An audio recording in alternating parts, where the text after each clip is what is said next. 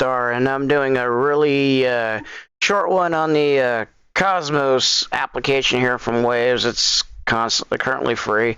When I first saw it, I thought it was yet another online cloud-enabled Waves like Splice and the Loop Masters, Loop Cloud, and various other things that are on the internet that you can get loops. But no, this is something that actually uses your local storage for back-ending the waves that are found on your computer in various places. What I originally thought I was going to do was, beyond that, I saw that it can look for local samples on your computer and stuff like that, and I thought you just give it a, install it, put the C drive, or put it towards your C drive, your D drive, your E drive, whatever, or your hard drive if you don't use Windows, and it just goes automatically searching. It probably does do that, but when you actually add it, it's expecting folders. So basically, you give it a bunch of folders. These are where my WAV files are normally located. I guess I could have probably put D and C drive, and it could have probably cataloged them. Beware, if you have a lot of samples, this will take a while, and quite frankly, it will. While I don't have the beefiest of machine, will drive your processor nutty. So I got a 4-core here, and it's currently munching it up, and it's been that way for about 2 hours. It's like clocking, and there's not much else running. It is grabbing most of my CPU. Right now OBS is only grabbing a little bit, but it's running. So that's because it's indexing the waves. Basically, probably what it's doing is it's finding a wave, and it's probably going through its AI algorithms, and it's trying to figure out tags and stuff like that to apply to it, which does relatively well. Actually, I'm kind of impressed. So basically, you have your interface up here that you use to kind of single out the waves that you want. So if I want like drums, so what it's going to do is it's going to go through and it's going to separate all the drums out. And if I want to go even deeper and say I only want to see snares, then it should see the ones that are tagged snares. So all of these, as you can see, are tagged snares. So if I play it, and it should be able to find every one of my snares. Actually, this is also something annoying I don't like, is the kind of the, every time you get to a certain point, it kind of loads and then goes on the new set. As a programmer, I understand what they're trying to do. All it's doing is paging. It's getting maybe like 40 per time. Per database hit, and it's coming back with about 40 results, and then it allows you to scroll through them, and then hits it. I think it's the CPU combined with the database querying. So once it's done cataloging all my samples and trying to run all the AI against them, it's probably going to perform a little bit better. This is kind of in the middle of it. These little things right here are kind of the progress of it going through my sample. So this one just got started. These are done, or they're not being processed. I know they're done because I've watched it. This has been going on for a couple hours, probably about 4 hours. And while this one's almost finished, this samples folder is huge, so understandably, I only got a couple of 80,000 samples in these folders. So it's probably people have bigger sample folders that are actually doing like full production. This was just based on what I got, a couple of sample pack. Well, I got a lot of sample packs, and I got a lot of sample packs. And of course the samples that Arturia ships, the examples that like are in Iris 2, which is a ton. The content from glitch machines and the native instruments content. But overall, this is the name. These are the tags that hit it. If it comes up the key or BPM, it'll show it.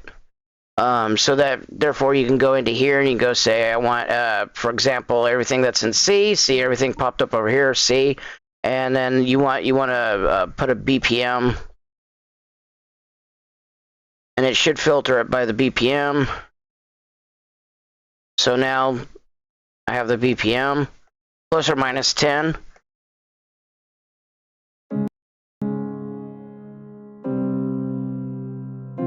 What's cool about this is its interaction with things with Reason and other DAWs. So basically, I have Reason up here. I got Kong for the drum pads, and all I got to do is drag and drop the sample onto the pad,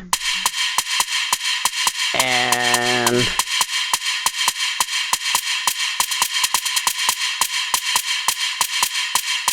that's a long sample.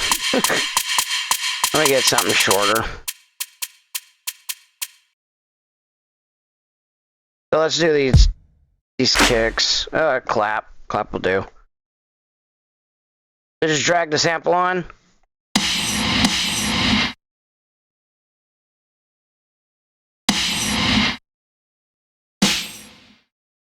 I think I still have some. I was messing around with stuff, so let me delete some of these.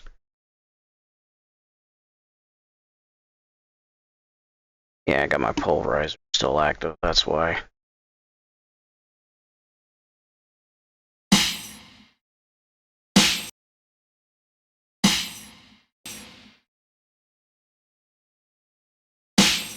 So, same sample. Basically, it works with anything that actually takes in a sample, so grain sample. Drag and drop, goes right in, and you can play it. I need to do something on the sequencer because I don't have my piano loaded.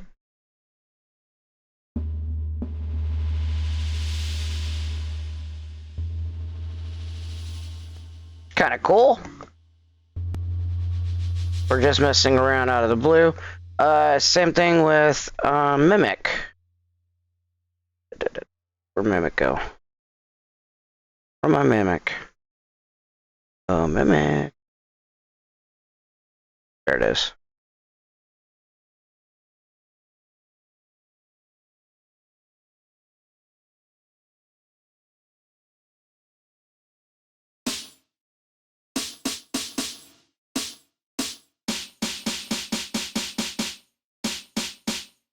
So you can tell, or you can see that it's just drag and drop interface, pretty easy. So it's like if you have anything with media exploration, it works a lot better with it. I'm actually kind of more impressed by this than I was. Also, it's kind of cool. They allow you to see it in different formats. So if you're not a real fan of the look here.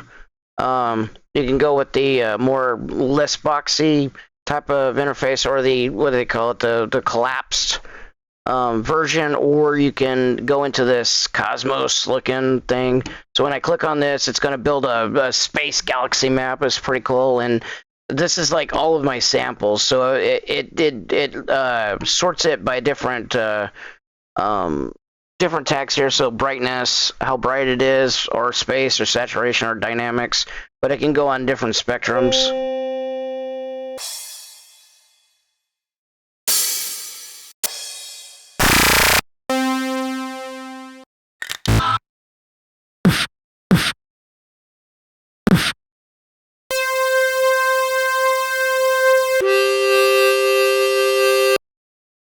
So that's kind of cool.